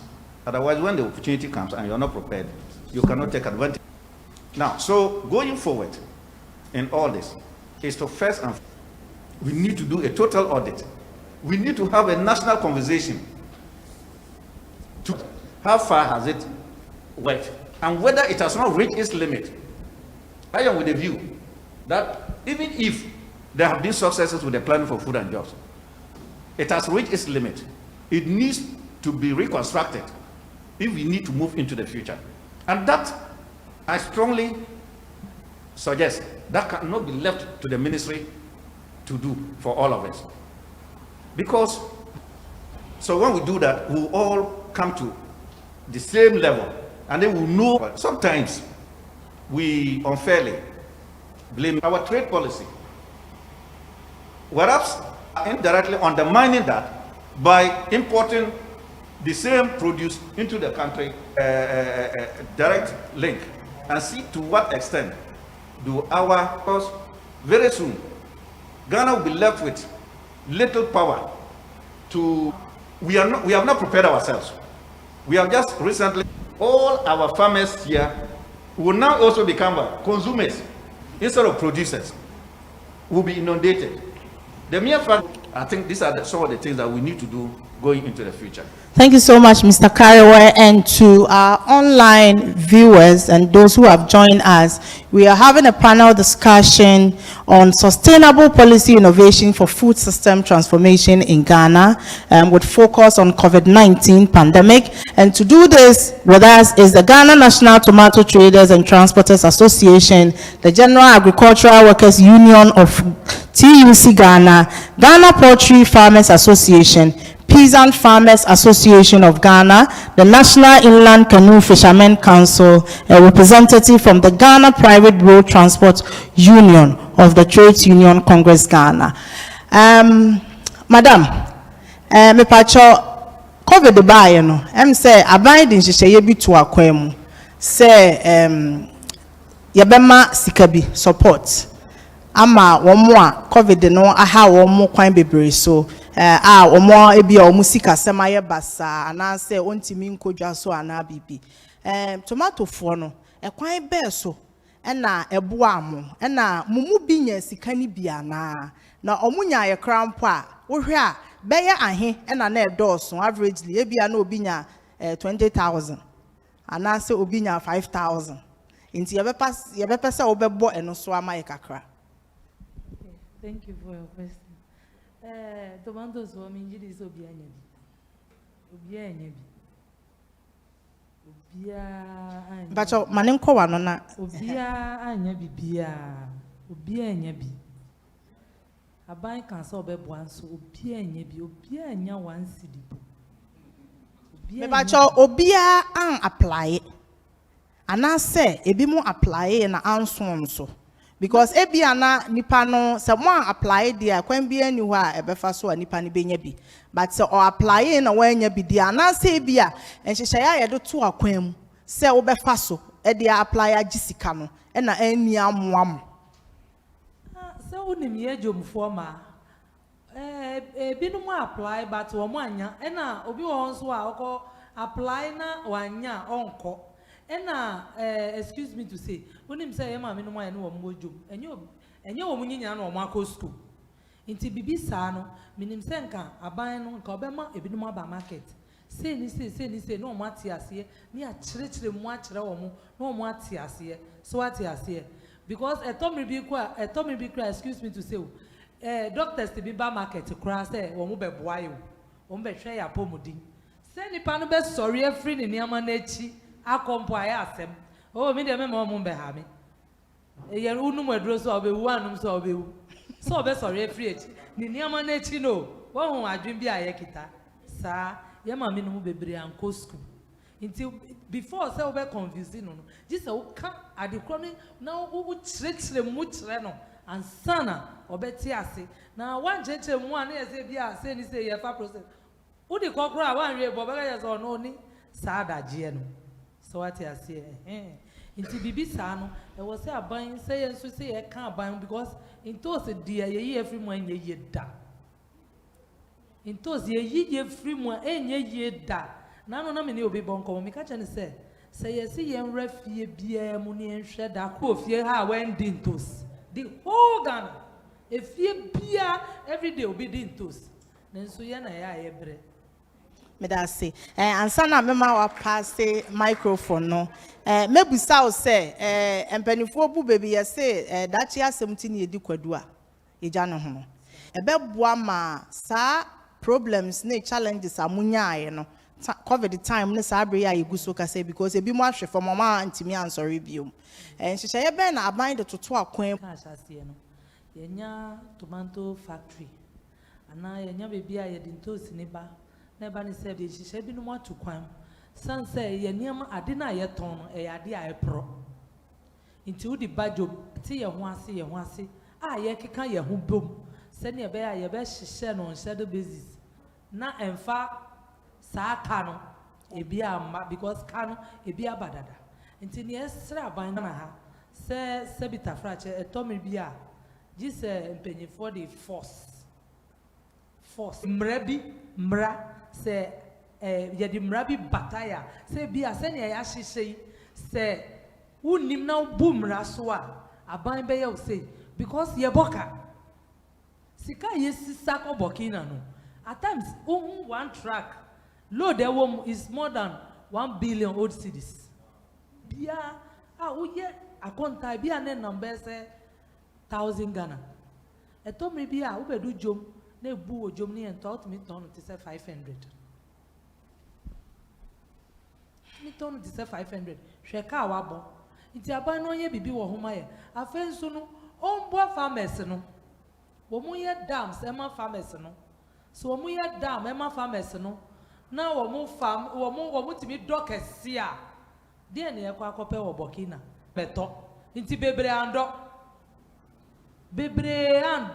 cover time no nti emri bi we say those price na be ya mboka obenya na duro sika obenya we auto sika yesu ye ko to bedu jomu a na ne price na ye yie na ban so boaye oma farmers no wo munya da market ma wo na anytime bia no wo ntimi ndo because you see adona ko ye say nsuo ni pe ji say nsuo to pe no mo do ji say nsuo to nko na mo do say nsuo anto a wo ntimi ndo ena kakra na e wa ahoɔden obi wo ka obi wo moto ɔde bo akɔ sensuo e de aguso ahia na obetimi ado untimi ndo kɛseɛ wo mo do wo water range inside oye me customer otimiti 100 crates a day this year oti 20 the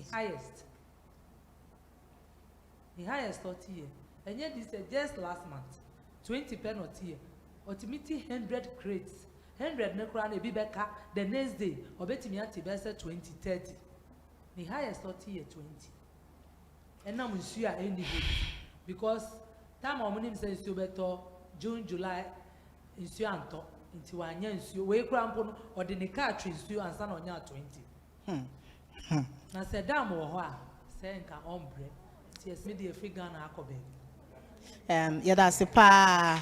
So the response from Madame Vivian was in relation to the question I asked about the stimulus package fitted from the stimulus package. And she went on to say that for future purposes, government should put in place certain policies, including the establishment of factories, which everyone in the sector has been talking about, so that it can help them in terms of processing and also storage of their tomatoes, which is also extremely important to support them to avoid recording losses when the tomatoes go bad. I am very sure at this moment, from her response, the big issue and the big thing everyone will be thinking about is what happened to the one village, one dam. For microphone, Madam Ametefe. So as we think about it, I will allow Madam Ametefe to respond, and then I will make sure to leave about 5 minutes so that some of us can make a few comments too. Madam,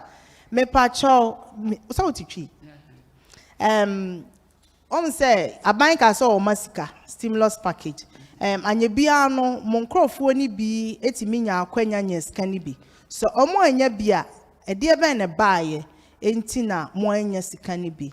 E na afei so woni wonkrofo no susuye mu no eniema ben na aban de toto akwan mu a da ache bibi se ekoba e bebo ye nyina ye ho ban.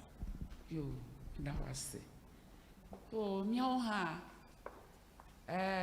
me a guy government a cover me apply kakamanya machia me kpu ama he wo pero he ama ma ton ado 6 ikpekpe anya like this am apply kakamuna mu aha aba covid na oga bubu na gava me o me wo dade nya ba afia mo na kondom ya kocho tafa vuvu a cover nya kple driver so wo kona gba kocho na tafa mawa mi wododo be na gajo na ma na kwa mi krum to ple yeji to vavaga ka wava mi a shedle dambai ple abotiasi wava alabana enlama gava border adabraka ha igbeglepo ta abale magle dongo gbe na nya ma hia lolua ekekra mi atam asugbo alaba social distance na wodo ikaba nya ba na gava chomagba matere miaji miaire fanyi golo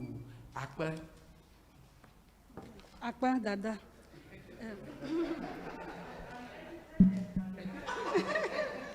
okay. Thank you. So some of her members applied to the stimulus packages and only a few got. She applied, she didn't get. And about recommendations, she's talking about also scheduling, like the tomato group, saying that they should be able to bring fish in a way that doesn't promote fish glut in the market, so that if Dambaye people bring it this time, and another time is maybe from Kwando Toko or any other place. Right? She also talked about the expansion of the market, and I'm thinking she's not talking about only Adabraka markets. Every market in Ghana, our women need to trade in a very dignified space. I'm talking about, yes, yes, so it's true, yes. So she said that markets should be modernized, that's the word. They should be modernized so that our women can trade in a space that, fits them. And the food you are eating, when you are eating elegantly, the trader should be trading elegantly. Is that not it? Yes. Thank you very much. Diva, I like your passion and the fact that this is a forum for us to hear from him what some of the impact of the pandemic had on some of them. Thank you. The friend Lucas Jambwe, me free Abuburush Market, Emma Yaboka. It's the same thing before Niso. You hear dams, baby. This is how we say 4, 5, 6. Our district be into dams unkwana mudiye or mojuma. Into we call all the hot time biano Adriani war. Into sana yesu Ghana some bomb a bombardia a year dams. Emma ye equaphone. And secondly, your markets. The here pa your sanitation. And here serious sanitation. Uba come market mpa bemu fin. Adibetchin omeba ayeden. SCSC ho. Insu SCSC ho we are. Serve a bola tank ababa be fa bola ndi akono. Yen hu ba gupo. Nti ehia pa de ami wo kan no. Let it pass. And that is about the issue of violence against women. And we have someone from the ministry, Department of Gender. So we know social welfare, and during COVID, generally, what measures were put in place to ensure that we are able to swiftly respond to calls or even have some form of education for some of our citizenry on how to seek help or get help when they face any form of violence against them. I'm like that, so. You've caught me off guard. Yes.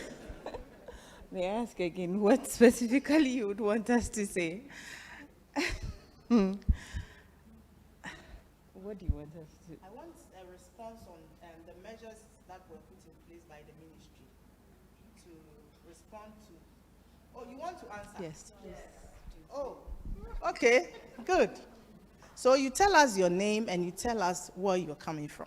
Thank you. My name is Rejoice. I come from Gender. In the time of COVID, the ministry set up hotlines in the ministry, and it was communicated to the market women.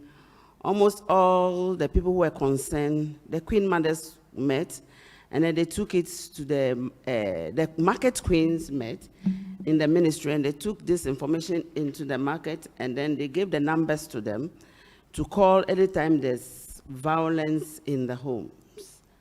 Do I? Shelter.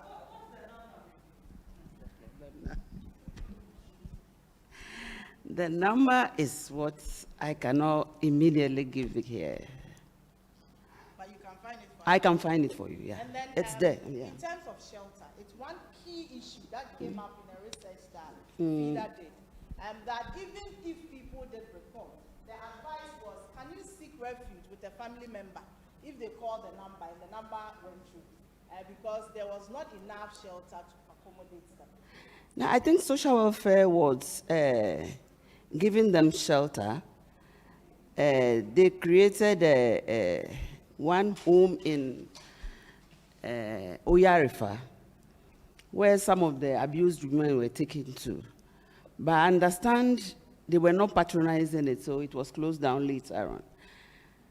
So now I don't know how far they've gone. For us, we don't deal with the cases itself.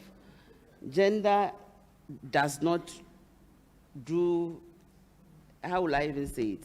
The policy is made in the ministry and social welfare implements it. It's not Department of Gender. So they should be in the better position to answer this question. Well, in the end, if you are the one making the policies, you are tracking to make sure that the policy is actually doing what it's supposed to do. And we also know that we have the DV Secretariat, we have DOVSU, and the Gender Ministry is the one that has been working with some of the development agencies and partners to work in response to issues around sexual and gender-based violence. And also, let me say this, that it's not a place that is fancy, so we all want to go to. But it's someone from the market. It shows how the issues in the policies that you put in place, even in the mitigation measures by government, there was nothing like that.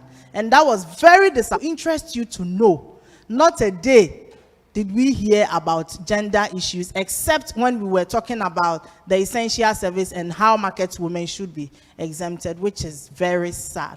So, Auntie Vivian, me pacho, who will be before for our person with the soswana? Please, a microphone. Thank you.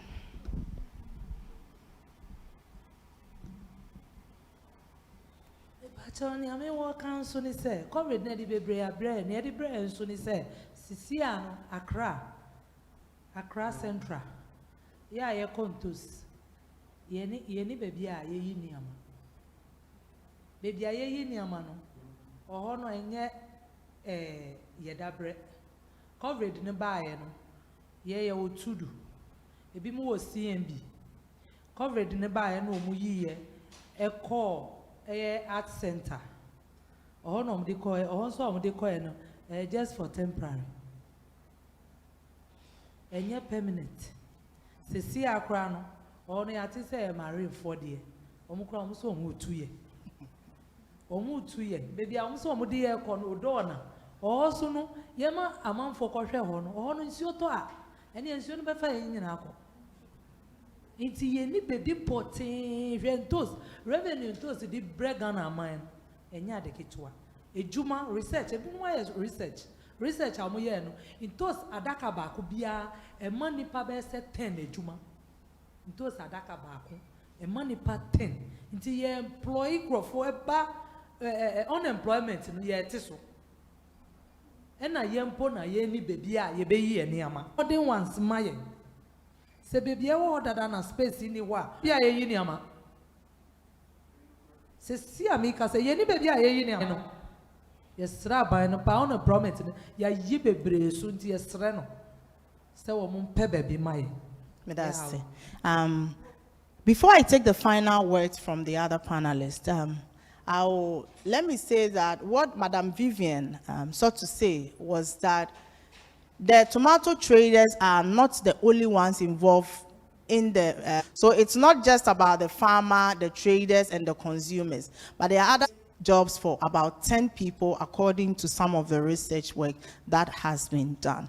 Mr. Carey, your last words in 1 minute for everyone. Thank you. Thanks very much, Bashira. I think that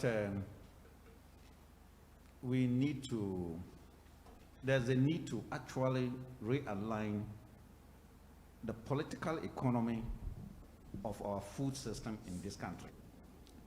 Look, you see, we should also sometimes we should also know that we shouldn't do what we are not supposed to do. When it comes to research and figures, I would trust the universities, the research institutions, than any other institution, because that's what they are there for. Because they will research and come out with those figures. Let them come out with those figures for all of us to pick. Not my overall thinking is that we should also know what we should measure our policies by the outcomes and not what we think it will lead us to. The one village, one dam thing has been a disaster. You know, very few people can come out boldly and tell the government that it's a disaster. But we all know it's a disaster. There are no dams. What help has it brought us? But when government was implementing it, we asked questions. How much will it cost? Not for the animals and human beings to use for domestic purposes. No, it's for irrigation. And our irrigation system in Ghana is not the drip system, it's the flooding system. So it means that it will not belong to anything. Look, the tomato is one of the 5 crops. When they're planning for food and jobs, please, I'm sorry, but the ministry does not belong to those who are working there. It belongs to all of us. And they are there to serve us. They should. But we all know very well that the mosquito doesn't have weight.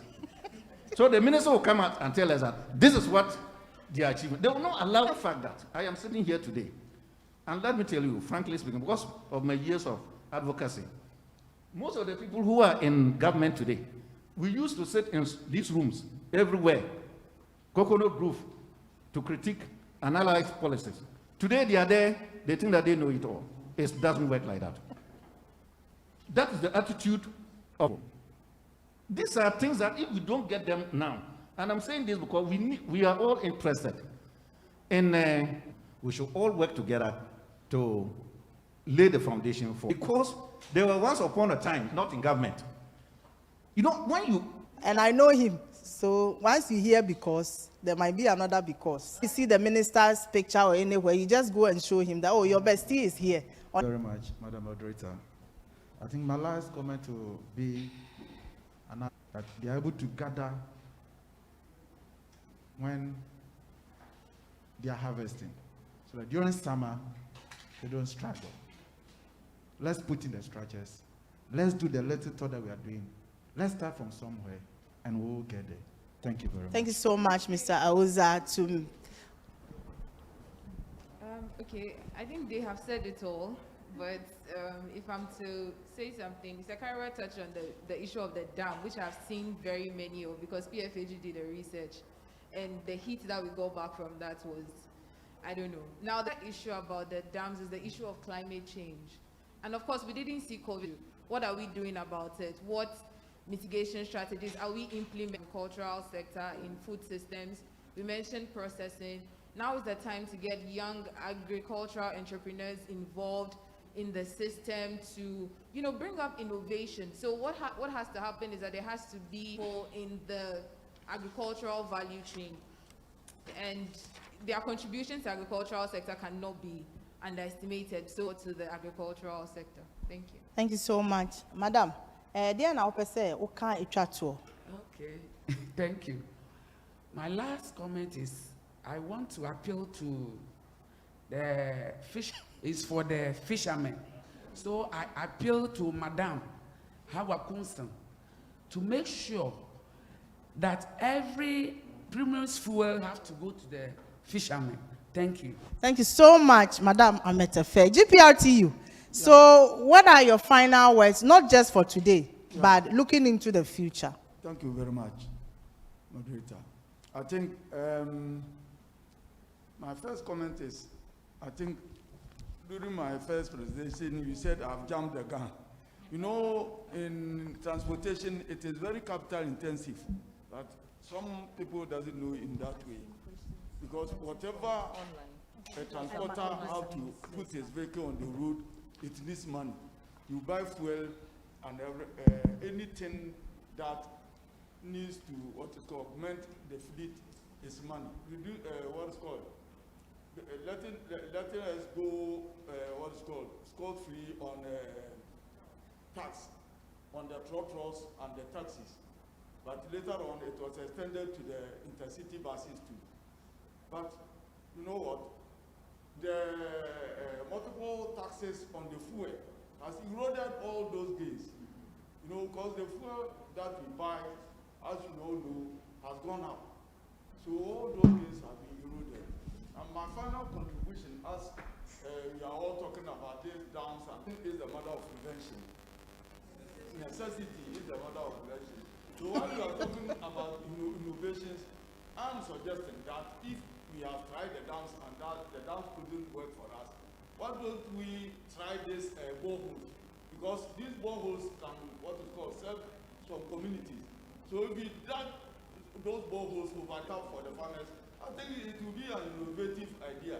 So I think that's my final contribution to the discussion. Thank you so much. This has been a discussion under the broader team by work done by the Network for Women's Rights in Ghana, the IDRC, with the Institute for African Studies, and it's been on protecting food system during pandemics, the food systems transformation.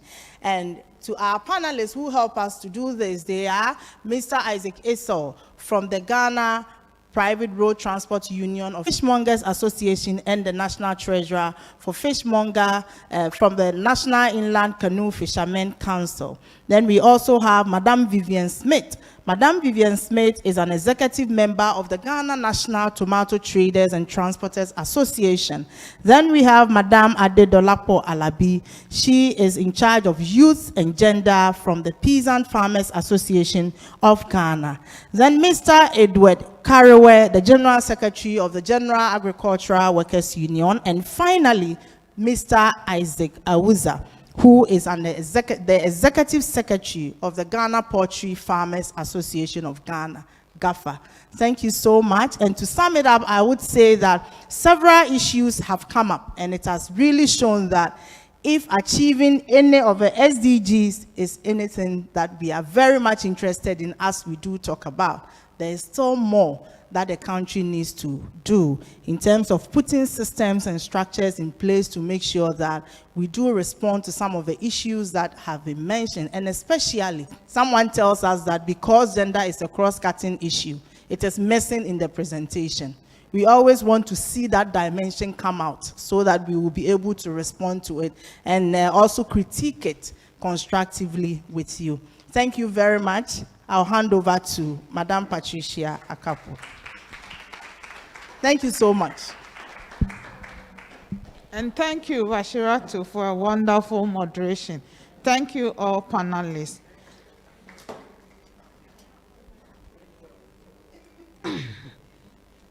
We've had a very good conversation, and this afternoon did a good job by coming up with that. I don't know if Professor Dakwa Louis here, we have Emmanuel here. That some really interesting recommendations have been made. I am conversation going forward. As I said in the beginning, the food system is not something that we theorize just for theorizing's sake. We all need a thriving food system in Ghana to be able to go about our daily lives. So thank you very much for the energy you put into the conversations, and we hope that we can count on you in future if we call on you. Thanks. Thank you, Professor Dakwa. So as a wrap-up, I just want to highlight on some of the recommendations that came up. Issues around silos, construction of silos, so building storage facilities came out strongly, both when the poultry farmers and the tomato traders were making their presentations. One also critical thing that came up is online marketing, and the fact that we should also train our market, expansion of markets, modernization of markets. But whilst we are thinking about modernization of markets, it's also important that after the modernization, when they are reallocating the market, it goes to the original traders that were there before the modernization started. Because we've had a lot of issues where markets are modernized, and then when they are allocating it, those that were there are left out. They are given to other people, and the original traders are misplaced. So this is also an important thing that we have to look at. The issue about having a national conversation to assess our flagship programs, I think, was something critical that we need to do. We need to assess the programs to see their outcomes, and if there is the need to review it, we do as a country. Issues around linkages between our trade and our Greek policies, because whilst our Greek policies may be saying one thing, trade policies may be countering what the Greek policies are. So it's important that we draw the linkages to see how they impact on each other. Awareness creation also came up, because with our market women, when policies are introduced, it's important that awareness is created on the policies. It's important for them to understand the policies because most of them did not understand the stimulus packages and had not also been able to register their businesses. So most of them were not able to access the stimulus packages. So it's important that when we put policies in place, those that the policies are targeting are educated for them to better understand the policies to enable them to use it. The issue about relocation of tomato sellers as a result of the COVID and the fact that they don't have offloading docks. What they are using now is temporary and they don't have permanent places came up, and this is something that the government has to look at. And I'm happy that we have Mofad here, how you are going to work towards that to ensure that they have permanent loading docks. One village, one dam. The issue of dams have come up strongly. And if we say we are modernizing our agriculture, then I don't think we should still be relying on rain-fed agriculture. And there is this policy about constructing dams. So please, this is something that our government has to look at it and ensure that some of the policies that they've put in place, they ensure its effective implementation. Premise fuel has come up, and I'm happy that the representative said premise fuel is not for politicians, it's for fishermen. So please let the premise fuel go to the fishermen. The issue about erosion of tax benefits to transporters due to fuel increases also came up strongly. Because if you are asking us not to pay taxes for a period of time, but in another way you are increasing the fuel that we will use for the vehicles, then it erodes any benefits that we get as transporters. So these were some of the key issues that came up. And I believe this is not the end of this conversation. We'll continue to have discourses around the topic even after the end of the project. And like what Professor Dakwa said, we'll come out with a policy brief and we would make sure that all actors that we've engaged and even those that we've not engaged will have access to it. Thank you all for coming. And I thank our audience online for joining us. Thank you so much.